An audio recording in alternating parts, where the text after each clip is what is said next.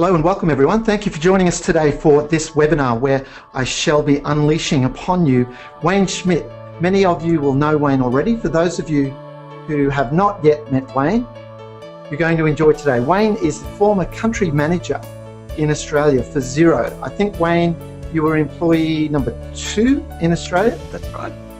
And I don't know anyone personally who's done more events in the accounting industry with and for accounting firms than Wayne. So today we're going to talk about how you can run events, clearly as the title says, to sell Xero, but the principles that we'll run through will help you sell any value-add services beyond Xero. Now, if you're new to Paradox, in a nutshell, what we do is we help accounting firms break out of the compliance box. And that's all about shifting perceptions in your own mind, within your team's mind, and ultimately in your clients and in the marketplace's mind of what it is that an accountant and an accounting firm actually does or actually can do for their clients. And that comes down to education. And I love events in the process of educating. As far as we're concerned, marketing is an educational process. It certainly is for professional service firms. So today we're going to learn about running killer events with Wayne. Now, just before I introduce Wayne, a reminder, at the end of the survey today, we'd really love your feedback on today's session and even suggestions for future webinars. So now I'll ask my webinar co-pilot, we'll hand presenter rights over to you, Wayne. And a reminder to everyone, if you've just logged in, ask questions as you go, and Wayne and I will address them at the end. And I'm going to keep my webcam on to just chime in here and there along the way. So, over to you, Wayne. Thank you so much for that. I appreciate that. And thank you, Michael. It's really good to be here today and talking to the audience here about running beautiful client events. And I've always wanted to do a joint event with MC. I love his presentations and some of the content that he delivers. It's really powerful. So it's great to be here and talking to you about running beautiful client events. One of the first things I thought I'd do was actually kick off, and I'm actually going to leverage something that MC set up a long time ago. I think it was about at least a year ago. He set up a little website where he allowed SMEs, small business owners, to list down what they wished their accountant and bookkeeper would do for them. And it was quite telling. This was just, getting people talking about, hey, well, what could my accountant do for me more? And if you start looking at some of the comments that they were putting through, there's a couple of kind of like themes that are following through. It's, being accessible, talking about business processes, connecting with me, being proactive, trying to visit us, holding quarterly events. It's all about trying to engage with me in a more effective way. And the problem is, that's not really easy. When you've got a large client base, it's really hard to deliver that individual service. So how could you do that a bit more efficiently? Why don't we start running events? So that kind of like was a perfect segue to, the whole concept of running events for us. So what I'm going to talk about today, I'll go for about 30 minutes. We'll talk about why you should run events, how you select your target audience, what are some really cool topics that will deliver great attendance, and then we can talk about the style of event. Should you do it as a webinar? Should you do it face-to-face? Marketing campaigns, what are really good marketing campaigns? And I'll show you the steps involved in getting a really good marketing campaign. Running the event, so you're comfortable talking in front of an audience, doing a webinar, things like this, and most importantly, event follow-up. And that's the thing, you do these great events and then everybody goes home and we don't follow up. So we're going to talk about that as well, have some of the steps. And we'll talk about, it's very much a process, it's pretty easy to do. So the first thing I want to do, however, is run out and throw out a poll to everybody. So what we're going to do is just do a poll to everybody on do you run events? So what we'll do is we're going to run this and we'll just wait a couple seconds. So we'll get most people. I'd just love to get an idea of whether people are running events. Ooh, up to 50% of you have already voted. Keep going. So make sure it's down the bottom of the screen. You'll see a little thing that says poll. Just answer on that. This is a bit like the general election. Vote Wayne for Prime Minister. Oh, be scared. Be very scared if Wayne was in. So, great. Poll is closed and the results are in. So the results are 34% of us occasionally do an event, 32% rarely, and 21%. So the majority, 60, 70, 80, nearly 90% of us, just under 90% of us, don't run events or rarely ever run an event. So that's perfect. You've come to the right session. That's good. So let's talk about how we can help you then. So why run events? So it's a great way of doing what I call leveraging your time, one-to-many. You saw what MC had done with that website where clients want us to engage frequently with them, but how do we do it? Well, I love doing events because what you can do is what we're doing here. We've got over 100 people on this webinar right now. It's 30 minutes of our time. What a great way of leveraging your time, or one-to-many. It's a great way of also talking about all additional services you provide, especially for accounting firms and bookkeeping businesses. As your business has grown and changed, you provide a whole raft of new services, things like self-managed super funds, probably financial planning. You've got all these new areas. You've moved into the cloud. You're doing new additional services. Maybe you're a bookkeeper and you're doing data management services. So it's a great way of telling your clients about all the new services. Maybe you went to XeroCon and you're really on the bandwagon now and you're wanting to move all your clients onto Xero. How do you do that in an efficient manner? You're running an event. It's a great way of doing it as well. It's also being that proactive advisor and partner. And I don't know about you, but it's a great way of gaining clients. If you think about it, especially accounting firms, our industry is all about switching. You're born with your accountant. The only way you get business is you have to switch clients from the accounting firm they're on to you. That's the reality. So by running events, it's a great way of getting new clients because people go, well, if you look at generality that most people aren't running events, you only have to start running it and you're going to become that preferred accounting firm, preferred bookkeeping business. And I think it's a great return on business on investment because the cost is actually quite low. It's just a little bit of a time, and if you get some more clients out of this, it's a great return. If you think of the lifetime value of a client, it's a perfect way of getting a great return on investment. Would you not agree with that, MC? Absolutely, and I like the fact that your dot points earlier, Wayne, the last one around follow-up. We've all heard begin with the end in mind, so I'm looking forward to the explanation around make sure that you're really clear and organised and resourced to not just follow up, but follow up swiftly, because that's where the ROI in terms of people actually taking action will come from. That is so true. So let's just talk about the next step, which is selecting your target audience. And especially for the accounting firms, that's the greatest opportunity because you've got your existing customer base. You've already got your clients.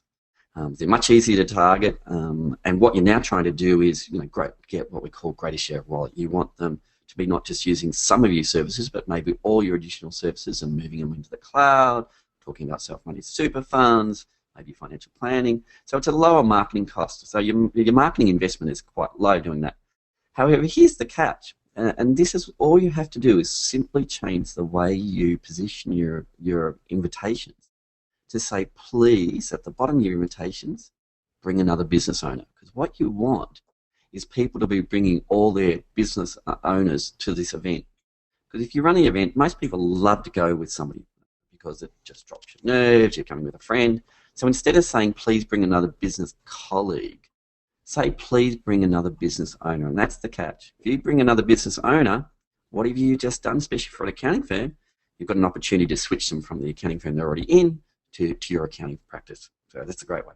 Now, if you're just trying to target brand new clients, and I was just doing some work for an accounting firm, and what we're going to do, that's harder to target. That means you're going to have to go out and have a higher marketing investment. We're going to have to do traditional print advertising because we're going to go out to the local newspapers. But because they're in a regional account, it's going to be quite good fun. I'm really excited about that one. I'm looking forward to doing that. So that should be a really good fun. But you've just got to work out. The most important thing I always suggest, target your existing clients, but just have that little catchphrase, please bring another business owner, and make sure they forward it around. So what I'd like to now do is, let's just talk about some topics, because this works really well, especially next time you're having one of your team meetings in your office. Instead of talking about the latest implications on super, why don't we have some topics? So what I thought I'd do is just throw some of these are just some starters to get the mind thinking about what you want to do for your presentation. So you might want to do things like data management, top 9 tips on how to get paid faster. I don't know about you, but I'd like to go and find something like that. How to improve your cash flow, end of year planning. How to use social media. A lot of accounting firms and bookkeeping businesses are now really good at social media. You want to talk about that? How to leverage the cloud. The cloud is a hot topic. People are starting to understand that there's a lower total cost of ownership when you move to the cloud. Better security. You can work anywhere. You can collaborate in real time. Maybe you can talk about you're an accounting firm and you do monthly or quarterly management reports. You want to talk about that?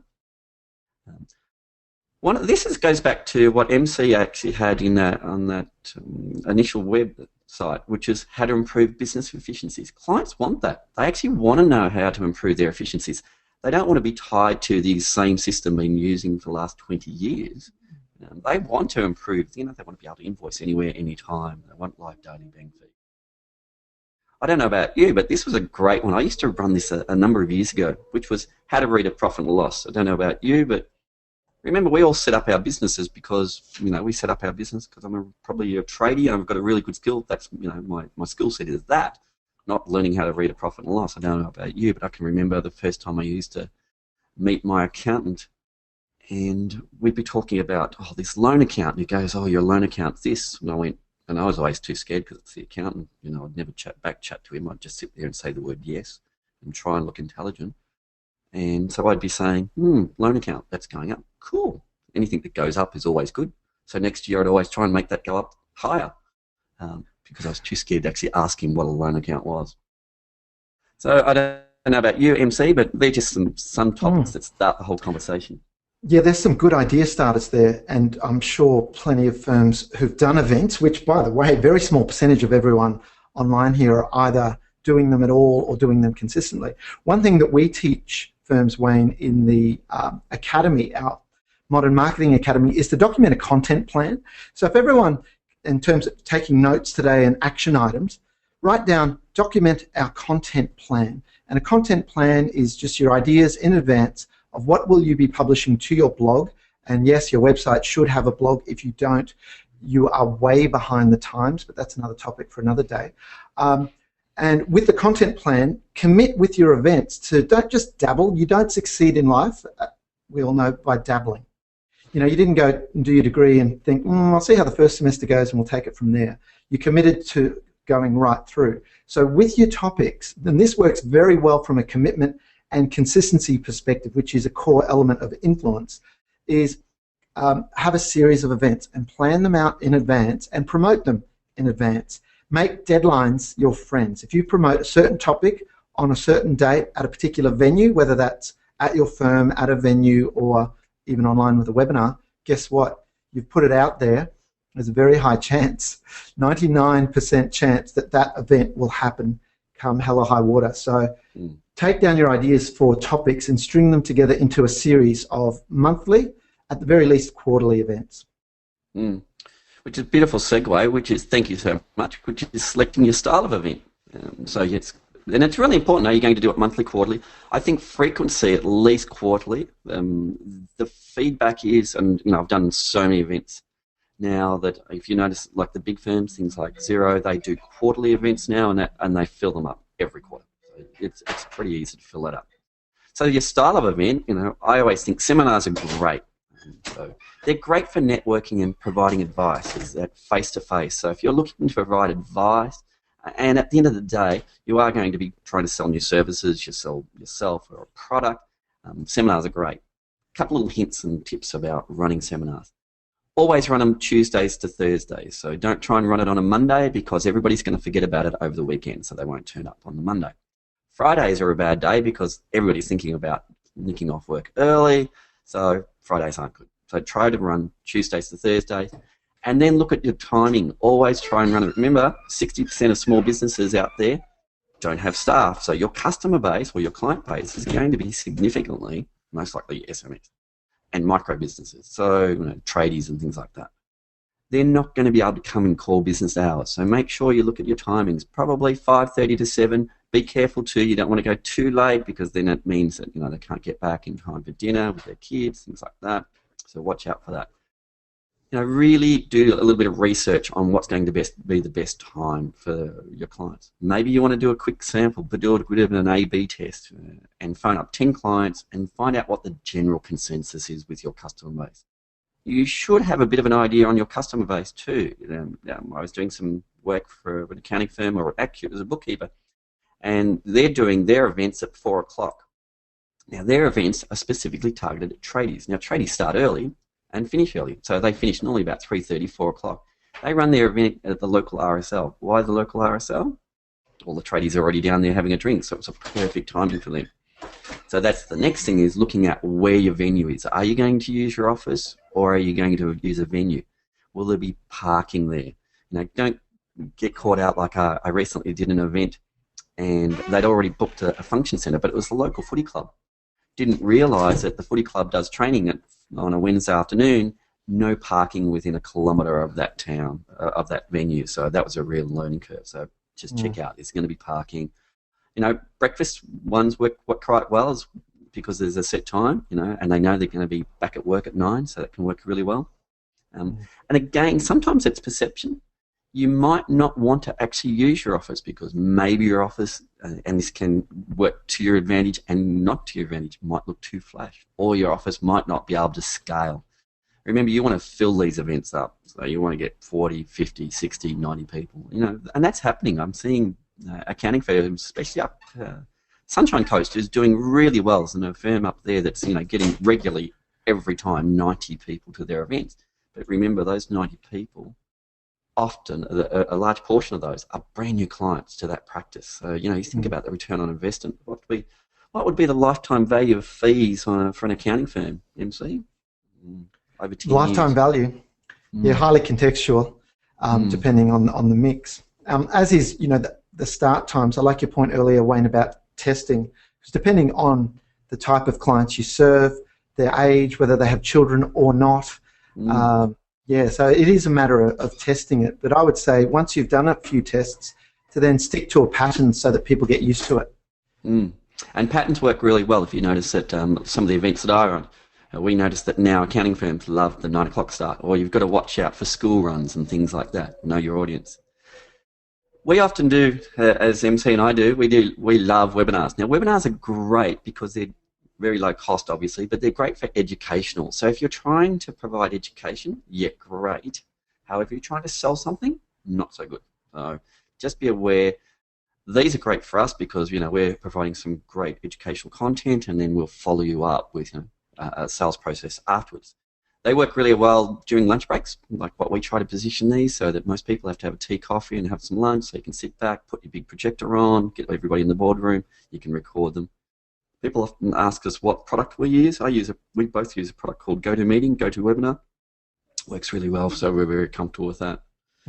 If I could comment on that, we've evaluated in detail probably about 8 different webinar platforms, and we always come back to GoTo, because the other ones look really good on their website and on their sales page in terms of their list of features, but in our experience, the quality is just not reliable with some of the other ones. I know Citrix Online invest heavily in their own infrastructure to make sure that, and they manage bandwidth really well, so I would strongly recommend just to stick with GoTo.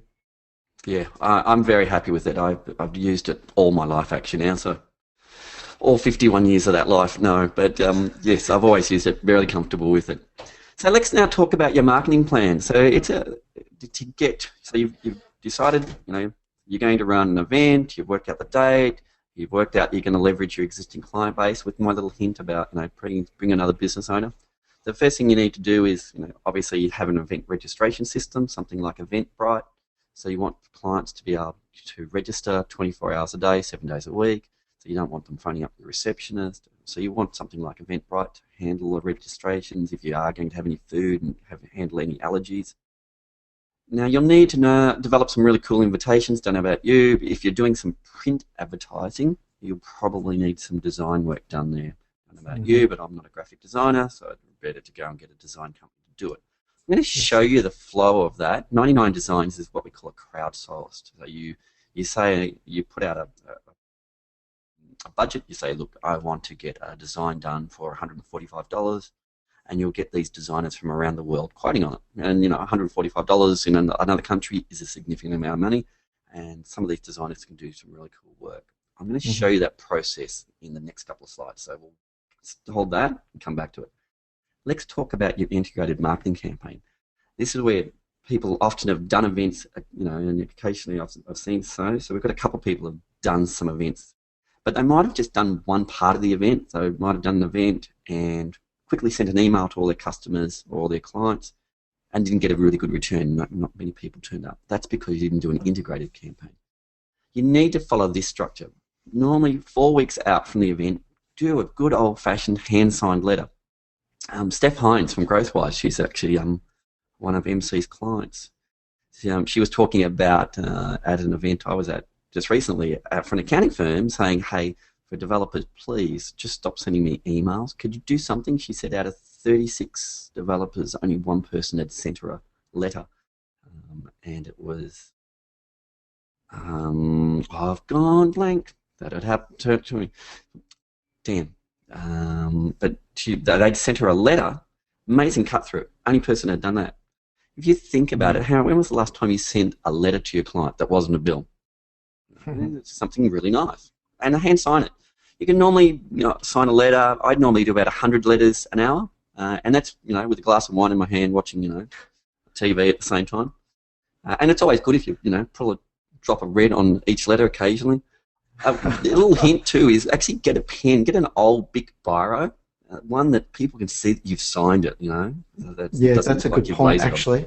Make sure it's in blue ink, not black, so that it highlights the fact that you actually have signed it. I used to, when I was doing letters, I can still remember doing letters. When I first started at Xero, we did hand-signed Christmas cards for all our partners, because 4 years ago we had about 100. And we hand-signed them, I put little smiley faces and made a little comment. And, it's that impact. It just stands out. Now, what's going to happen is that letter's going to go out and no one's going to respond to it and you're going to hate me. All you're doing is creating awareness. It's a multi-touch campaign, just creating awareness. That happens. You're then immediately switch on your social media campaign. The reason why MC and I love social media, like this event, we filled it up and there's 100 plus people on this event. We use social media to drive that. Social media is all about getting reach. And it's a bit like, I find it quite amusing, accounting firms, especially in bookkeeping businesses as well. You do your newsletters to the same people and you expect something different. I don't know about you, but you keep emailing the same people and expecting a different response. Social media is great because what you can do is it's all about marketing and reach. So you do your campaign. So you talk about that you might be running an event all about self-managed super funds or something like that, or data management top 9 tips to get paid faster. I don't know about you, but I'd come to that. Now, if you were running an event like that, now if you do some great hashtags and you tag, that you can get some people to retweet it. So what you want is you want people to retweet it, and that will get you exposure to new people. As an accounting firm, remember, we're trying to switch people from the accounting firm they're on into your practice. And so that works really well. So it's every day, and think new tweets and things like that. You'll need to do an email campaign. MailChimp, I think MC, you use MailChimp as well? Yeah, we teach firms how to use MailChimp. If your web platform already has an email broadcast tool within it, like the One Platform by Practice Plus, you can use that. But if you're not using one, MailChimp is brilliant. Great.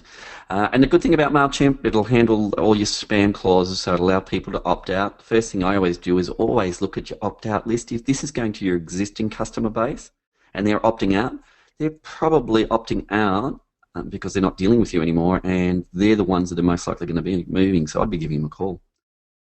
I'd always do an email reminder 2 weeks out again, so it's just following through the steps. And then most importantly, and if you ever noticed that, say you've been to a Xero event, you probably would have been called as well.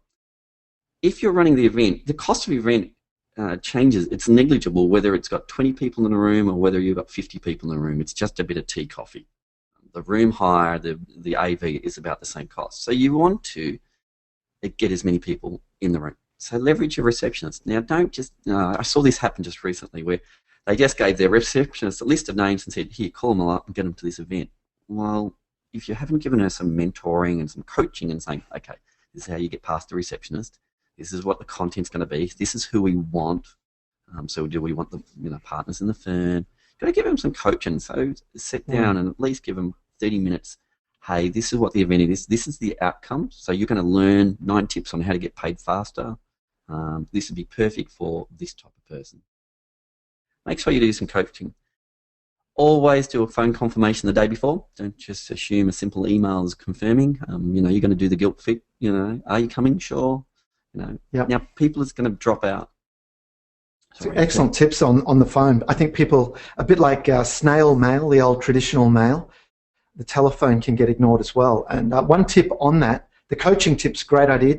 Do some role plays internally of the calls and have people sort of put up objections around, I don't have the time, or where is it, and that sort of thing. But videotape that using an internet-ready camera that records straight into MP4, or you can do it on your phone, and put it in your knowledge base. That way, the receptionist, he or she, can have a look back at that in their own time and mentally rehearse. And if in the future you've got other team members that need to make these calls, you can say, hey, watch that video. That will show you how the call's to be done, and then let's have a debrief about that. Wayne, just on that, actually we'll park this for later. If people don't have the resources to make phone calls internally, what's some options there? There's companies that are like...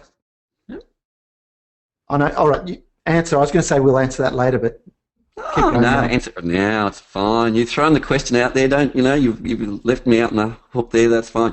No, thank you. That's fine. Thank you, there's actually companies that do that. So there's actually companies that will do all the calling for you. They'll actually do screen scraping and things like that. So there's plenty of companies out there that will actually do that at a fairly low cost. That are professionals that know how to handle all that. I always like it if especially if you're an accounting firm, if it is your receptionist. The only reason is because they've got a little bit of rapport already. Hopefully, they've spoken to your receptionist and going through. But for those businesses that aren't that lucky to have enough staff, yeah, there's companies out there that do that. The only other side benefit, throwing this out, and I think this was a question I saw pop up, which was, should you charge for your event or not? The process I always do is, if you're giving education and you're not trying to sell me something, you can feel free to charge for it. Your rates will be lower, so the amount of people coming will be lower, but your dropout rate will be significantly lower. If you're trying to sell me something, I always suggest it should be a free event. Now, what's your dropout rates? We never close an event. If my room fits 100, I will keep filling it up, because you're going to get a dropout rate. It'll be at least 25%. So that's just going to be the fact of life. So it'll be at least 25% dropout. So if your room fits 20 people, overfill it to at least 30. And if all 30 of them turn up, geez, it looks good when you're having to say, hold on, let me just get some more chairs. I don't know about you, but that always looks good compared to walking into the room and it's empty. Standing room only across the back. It's a good energy in the room. Now, a quick share. Earlier, Wayne, you mentioned asking people to bring another business owner. A firm in Adelaide I know that consistently gets 50, 60 people into their training room to their quarterly events. They charge just over $50 for their events, but they say it's without compliments if you bring a business owner who's not a client. So it's all in how it's positioned. That if that was poorly worded, that could come across tacky. But the way they do it, it comes across very professional. Fellow business owners understand what the firm's trying to achieve there, and they get, like I say, 50 to 60 people every quarter, and half the people in the room are not yet clients of the firm. And based on our knowledge of the profession, they'll probably be sitting in the event going, I wish my accountant educated me. Yeah, that's so true. I'm going to steal that one. That's a good one. Thanks, MC. Oh, you're more than welcome. It's time for another poll, just to keep everybody awake. Steph, I want you to answer this one. So what's your social media strategy? I'd love to get some feedback on everybody on that. Steph, could you quickly Scott me, question me the name of that company I've gone blank. I really want. Gave you the sweatband. Okay, we're up to 42%. Vote Wayne. I think everyone's had their coffee. This percentage voting is flying up here. Oh, this is great. Everyone's right onto it. Okay, we're at 75%. Once we get over 80, our webinar co-pilot Dylan will close it off. Almost there. Over. There we go. Well done. So, with 80% of the votes in and counted, we've decided to elect Wayne Prime Minister. Sorry about that. Okay, everybody can now have a day off. It's interesting stats. So, only 7% consistently use it and get a good return on investment. 24% consistently but uncertain on your return of investment. It's really then the inconsistent, like up to 60%, 70%.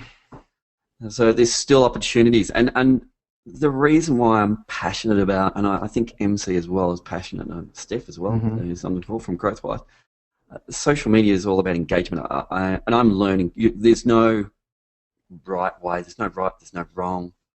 It's the most important thing is you've just got to get on it and start the conversation. It's all about being part of the conversation, because if you don't, somebody else will. And that's what I'm noticing, that people are doing that. So, and I know that MC has a whole social media service as well, don't you?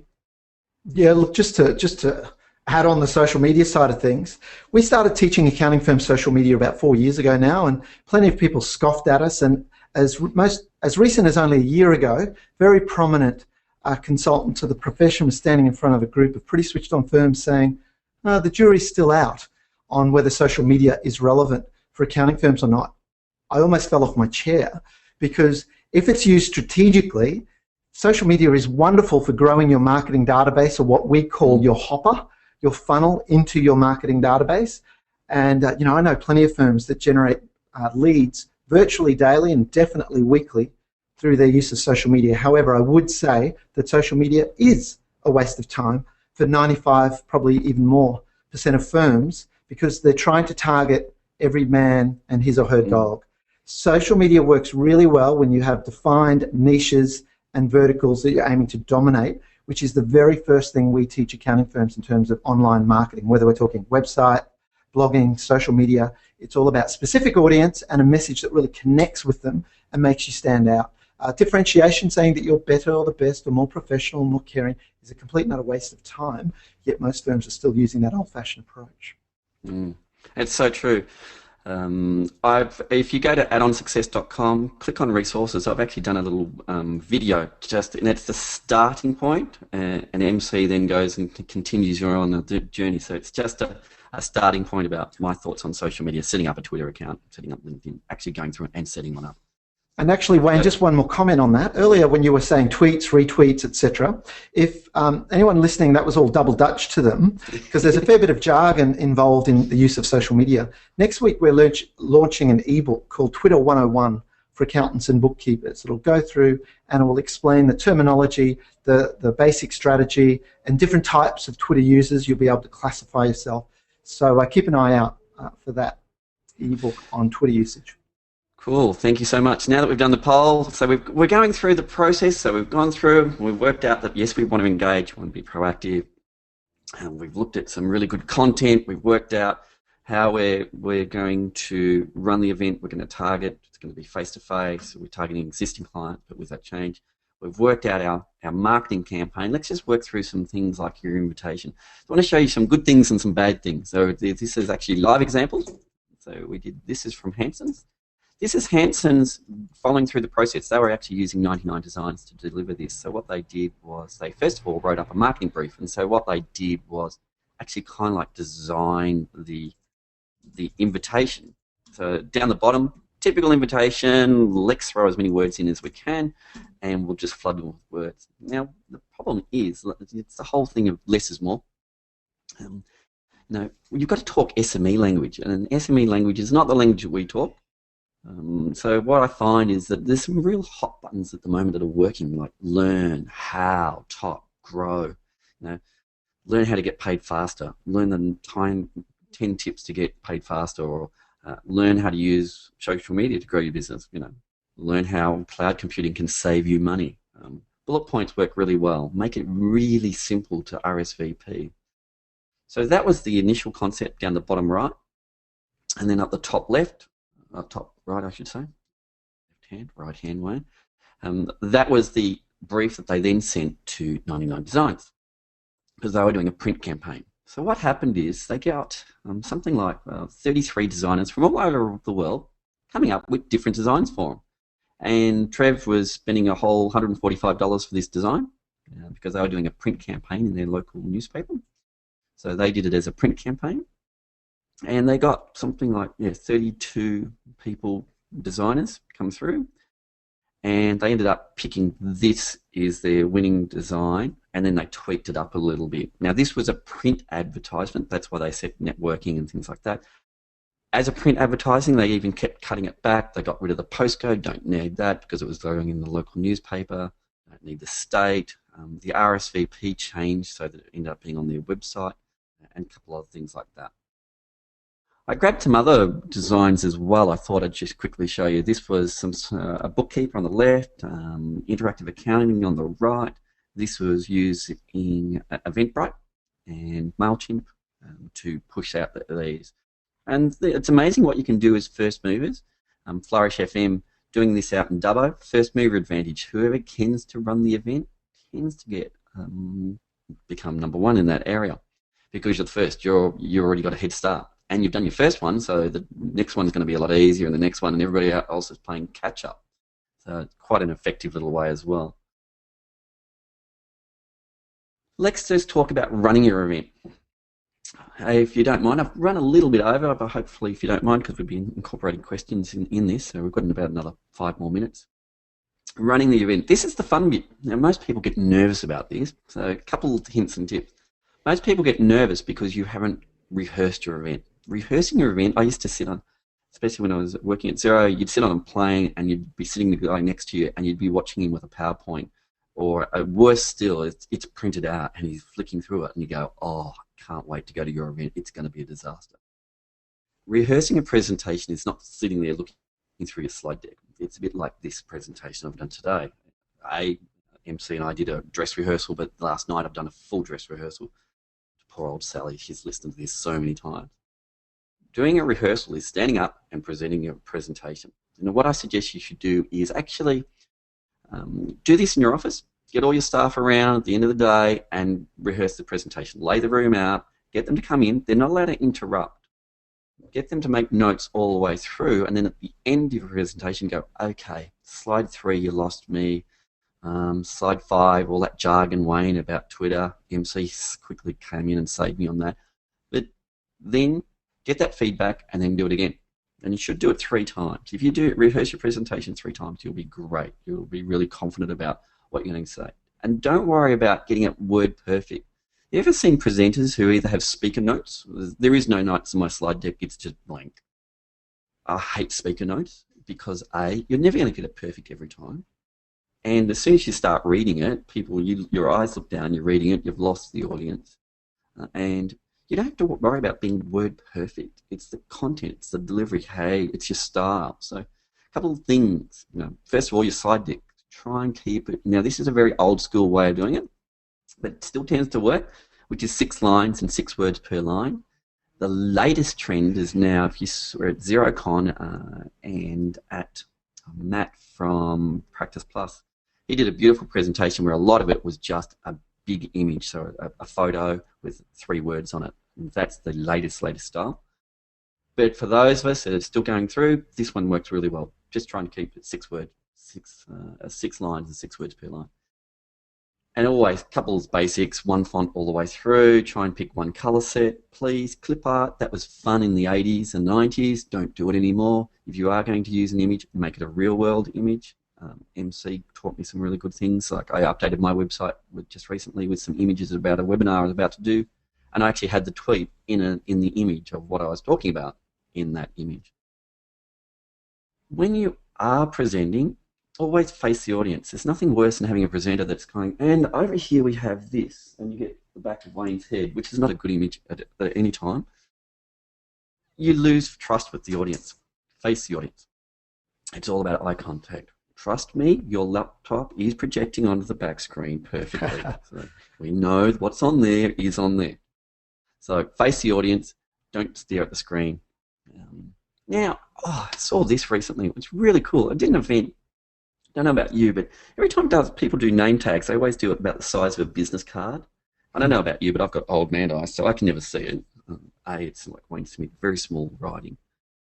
Try and do this. First name is as wide as possible. Now, there's some new format cards. You can actually get them, they're about that size, quite big, about double a business card. And they're material as well. So you can laser onto them. You can peel them up and stick them on, which is great because I hate those ones that have clip-ons because All of a sudden now I've got a pinhole in my nice shirt. Thank you so much for that. So those ones work really well. But make sure the name, the first name goes the whole width. So it's really big. I can see that name from 6 feet away. So it's the first name as wide as possible, then the surname, and then the company name underneath. That makes it a lot easier. The other thing is, don't know about you, but just building up our skills, having all our accountants in the room. So you're going to be having this event. You've got 60, 100 people there. Maybe you want to just have some coaching skills with your staff about networking skills. So the night before, just do a little bit of role playing again about, okay, what are some open-ended questions that I can ask when all these people come in? Because remember, they're coming in. If they haven't brought someone, they're coming in. They don't know anybody. First time they've run an event, come to one of your events, probably haven't met anybody in your firm. So have some questions about, so tell me about your business, how long you've been running, how's business going for you, what do you expect to get out of this event, how many staff do you have? Just some open-ended questions so you can start. Now, if you ask most people about, tell me what your business does, are you facing any issues, people will start talking straight away. I always suggest you get all your staff branded up. If you're an accounting firm, throw in some, get them all branded in T-shirts that look really funky so that everybody knows who the staff is. The golden rule is staff can't talk to each other. They're not supposed to all huddle around getting very nervous. Now, they all get very nervous because you haven't given them some coaching on networking. That's just that.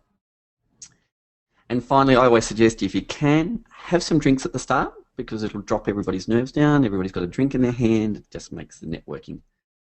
And going right back to that first slide, remember that one of the things that small business owners are wanting is us to introduce them to other small business owners. So some of that is just getting some skills and going, oh, hi, Wayne, do you know Sue? Sue does this. And bang, put them two together. And, what have you just done? You've just generated some business. And you go, wow. And that, again, it's all about, hopefully switching them across from another accounting firm. Anything else you've got to add for that one? Yeah, look, a few things briefly. You mentioned earlier about 99 designs, and just more broadly speaking, it's very rare for accounting firms to be design aware and to invest in design. Those that do really do stand out quite quickly. So same with your slide deck. Get a professional design done where the templates are done. You've got different versions where there's a dark background versus a light background, a version that has your logo, no logo. The fonts are perfectly in line with your style guide that your firm should have. So invest in that slide deck. Absolutely about not looking back at the slides behind you. Just if you're hiring a venue, just say to them, look, I don't want the lectern right at the front. I want it out to the side and forward a little bit so that you can actually look at your laptop as a little bit of a teleprompter. You can look over and you can see it without even looking down, let alone looking back. That's a small thing. And in general, I like to avoid lanyards, the lanyards a lot of people have, because I don't know about you, but I feel uncomfortable looking that low to see someone's name when I've only just met them. So I like your tips around the name badges. At a networking event we did down in XeroCon, fair enough, it was at the end of the day and there were drinks involved. We gave each person 2 name badges, one for their front and one for their back. Just have a bit of fun so that when people were in a group networking, they could go, there's Bob. I'll go and have a chat. Cool.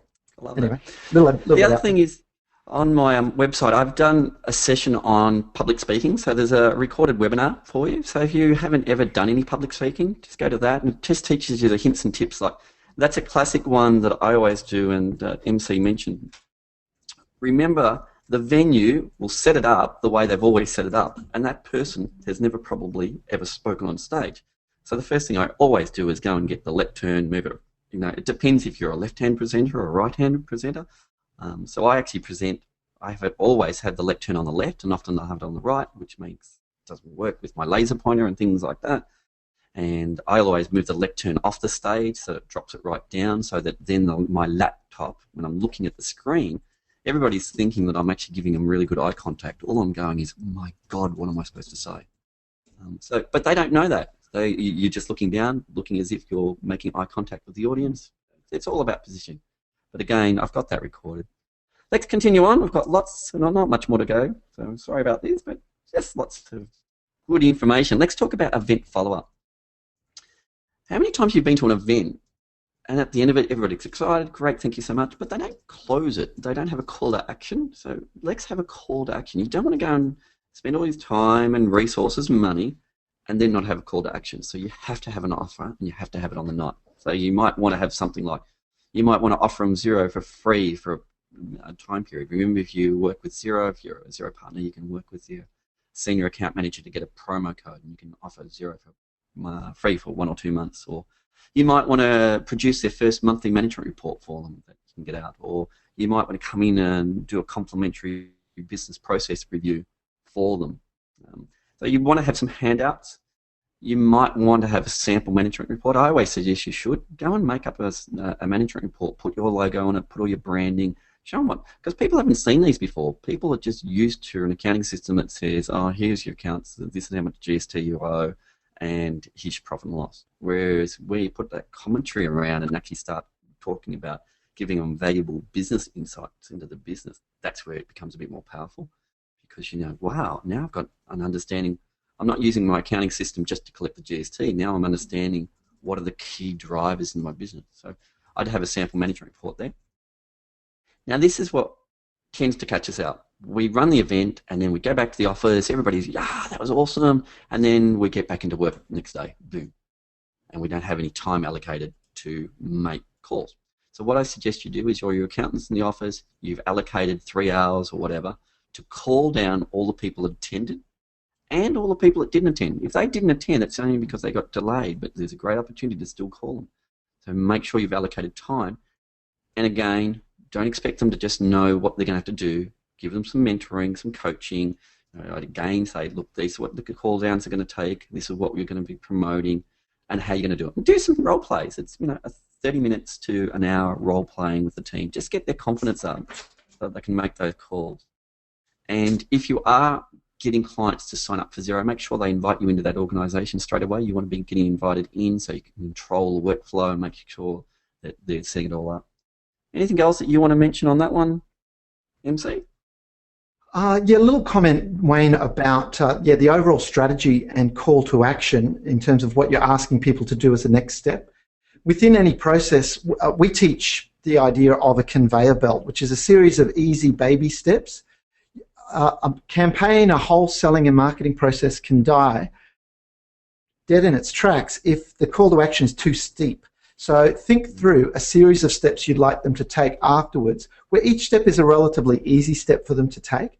And if you think through that ahead of time, you can get the team members in place, or the way we teach it, the technology in place as well, to make that time efficient to do. So earlier, Wayne, you used the word campaign. So I'd like everyone to just note that word campaign. It's not an event, it's a campaign that happens to have an event in the middle. And note, it's in the middle, not the end.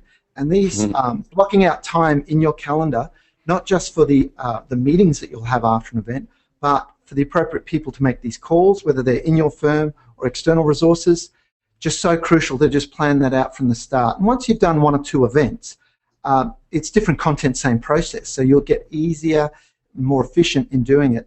And one other thing, Wayne, in terms of webinars, I say to everyone, if you're going to do a physical event where people are actually in front of you, you've done everything you need to do a webinar. You've already got the slide deck. You've had a full dress rehearsal in front of a real audience even with feedback. So you may as well roll that out into webinar format and then record that webinar and then turn it into a video. So you can leverage that one amount of intellectual effort of coming up with the presentation into physical events, live webinars, videos. You can embed them in blog posts and really just get multiple licks of the ice cream in terms of benefit for your effort. And that's something that's actually a process. I'm following that whole process with AddonSuccess, and so under my website, under resources, there's all these videos, which is just the webinars recorded, and I had to do that once, but now it's there, and I watch because they're all sitting on Vimeo, I watch how many views I'm getting, and people all over the world are watching them. I'm going, this is great branding, great exposure, and it's all working in the background while Wayne gets to do some more fun stuff, which is cool.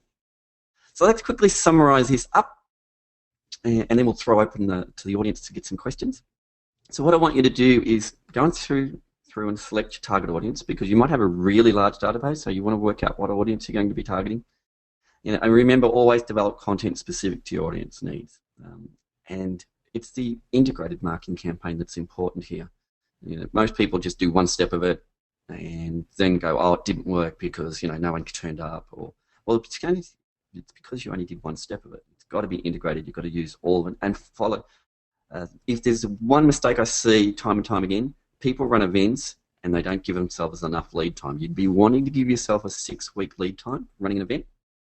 And the next thing is rehearsing. You can never over-rehearse an event, because the more times you rehearse it, the more confident. But it's that investment. It's a great way, remember, of leveraging your time. So once you've made this investment, you've got it, you've processed, you can roll it out, record it. And the more importantly is, by you running events, it's a great way of you fast-tracking your clients onto Xero, but getting new clients. And please follow up with an offer. And on that beautiful segue, following up with an offer, have we got an offer for you today?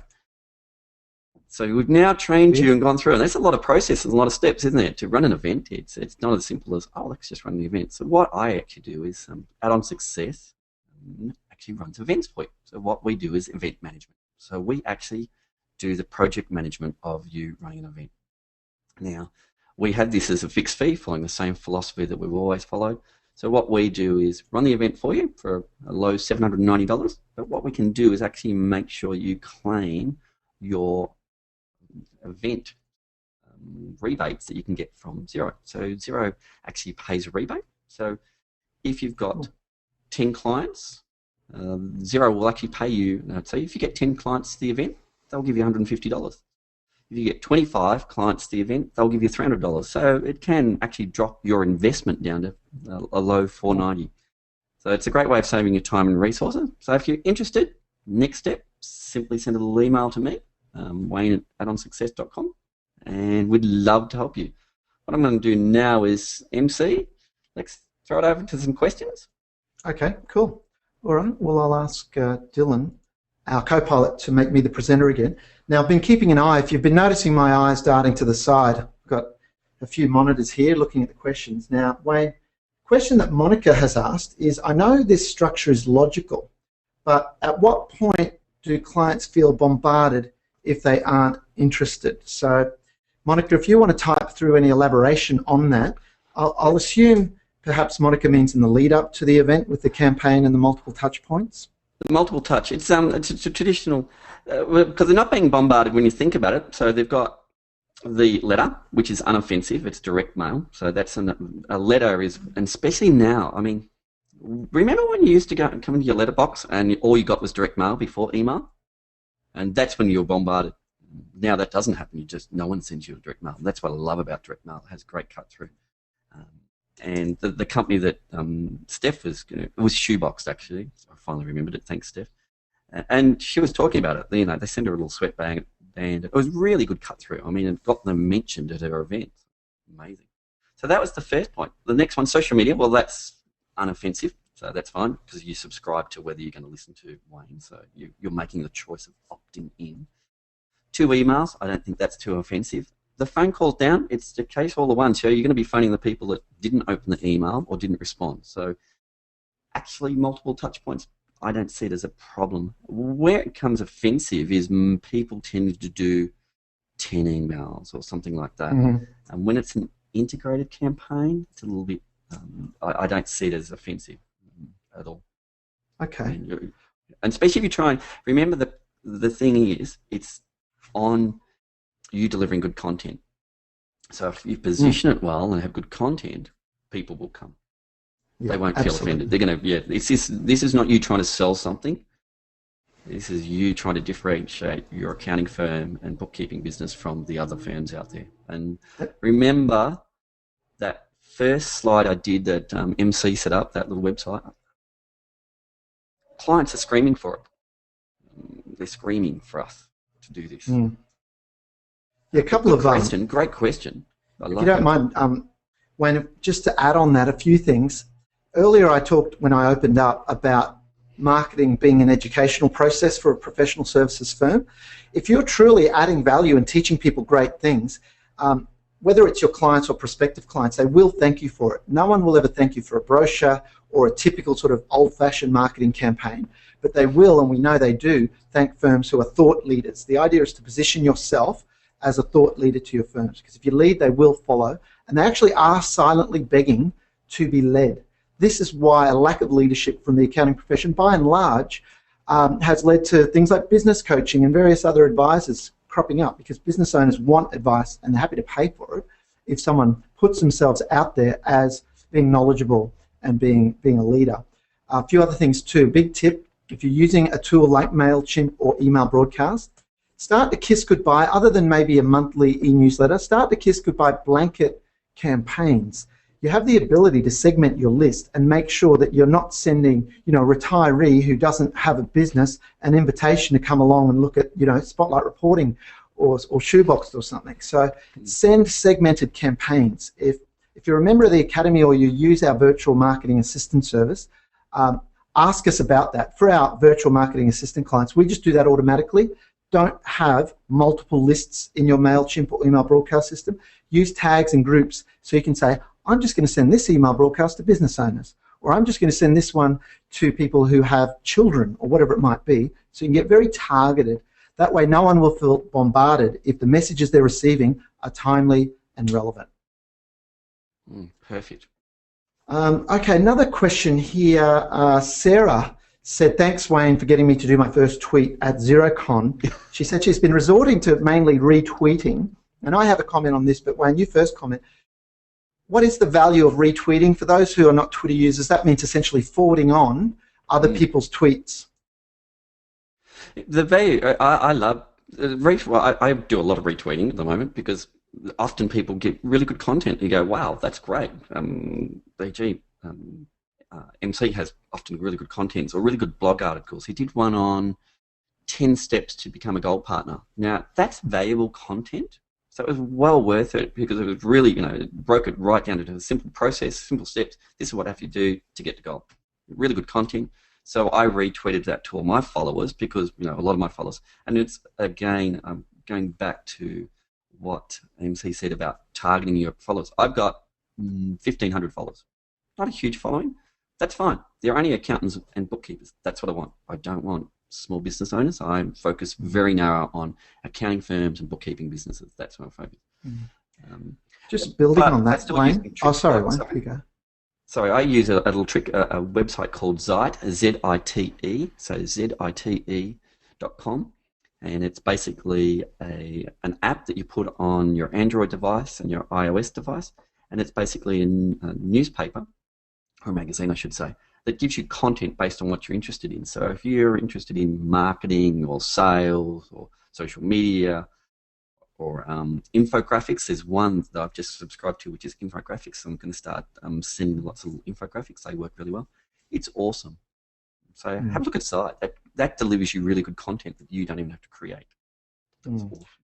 So just we've got 1 minute left. We'll go another few minutes just beyond the half past the hour Eastern time.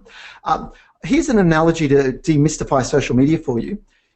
Conversation gets used a lot as a metaphor for what it's all about, because it is a two-way dialogue, not a one-way monologue. If you were at a dinner party and you only ever quoted information that other people originated, you'd be a little odd. So you need to mix up your own thoughts, your own observations, asking questions, retweeting other people's, and that mixture is really what lifts people's interest and engagement levels in you.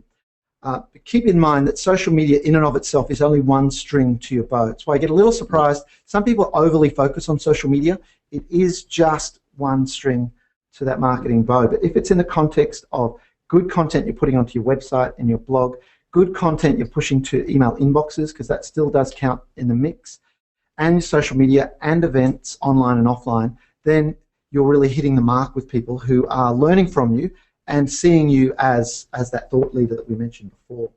So it's all contextual, but definitely strategic retweeting can be very effective to extend your reach and your influence. One other question, Mark was wondering how many were online. I looked at one point, there was 101 online. Don't know why Mark wanted to know that, but he was obviously curious. Now, Tracy asked, Wayne, can you explain a little bit more detail? What is your service? Do you actually come and present these workshops? How does it work? Yes, so if you're in Melbourne, I actually present these as well. So I actually deliver your event for you, specifically the Xero section of it.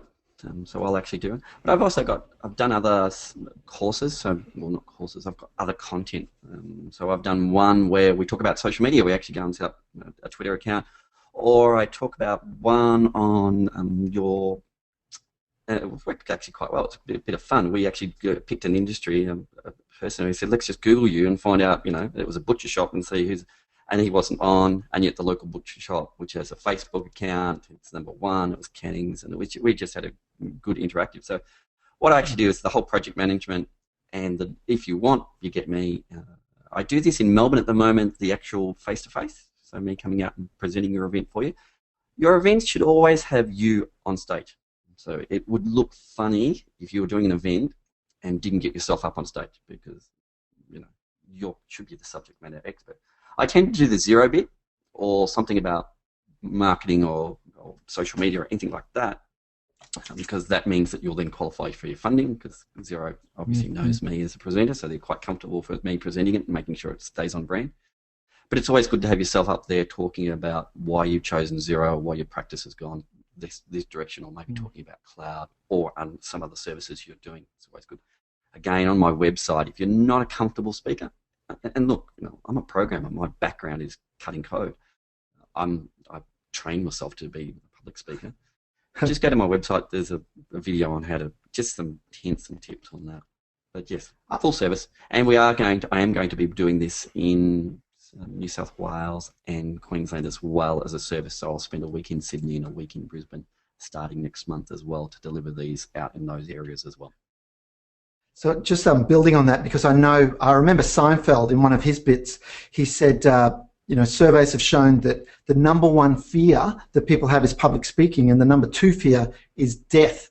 So his point was that the person at the funeral giving the eulogy would prefer to be in the coffin, which I thought was interesting. But in terms of baby steps, that blog article that we posted in XeroCon Australia Week a couple of weeks ago, 10 steps to becoming a Xero Gold partner, the very first point is make full utilization of the relationship and support you have of your account manager at Xero. So if you're, I used to tremble in my boots. I used to lose sleep over public speaking engagements. I just went out there and got the training, but it's like swimming. You can't learn it by reading a book.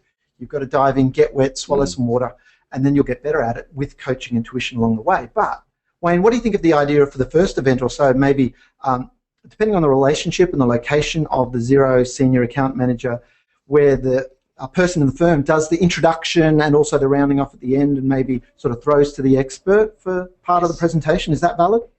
Yeah, it works really well. I've done, the Xero staff are all trained presenters, so that they're all comfortable, topping and tailing it, just coming into the middle. So they love running events. So they'd love to speak at your event, so you will never have a problem getting a Xero senior account manager out on your event, most likely.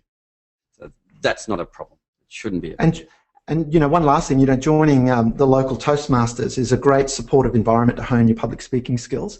Now, just rounding off, when the webinar closes in a moment, and I'll give the closing words to you, Wayne, in a moment, you'll see a survey form will come up on your screen in your web browser. Please do complete that. Wayne and I we love your feedback. Let us know how you rated today's webinar. The next question there, just tick the appropriate box or boxes for what information you might want from Wayne, or whether you want him to give you a call. Same with what we do at Paradox. Today we've talked about social media, content-driven marketing. We do done-for-you services for firms on that.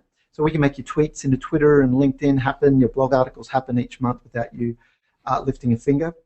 And lastly, do let us know which topics you'd like covered in future webinars. Wayne and I have been brainstorming a whole bunch of different contents around LinkedIn and different online and digital topics that we'll be running in future. But if you've got some specific suggestions, let us know. So thanks for joining us today. I'll throw to you, Wayne, to close us out. Oh, okay. Once again, just wanted to thank MC for giving me the opportunity to present at this webinar. So it's always great. And it was fun. It's nice, something different, a little bit interactive, which we wanted to do. So throwing to MC was always good. Again, look, if you want your events, I'm really passionate about this. Those of you who see me present, I love what I do. I love my job. And anything where we can get Wayne up on stage is always good fun. So yeah, once again, thank you so much. You're going to have a great opportunity getting out there and doing events, and especially if you're first mover. First mover advantage tends to always win. And once again, thank you, MC. I'll throw back to you, and we'll close it off.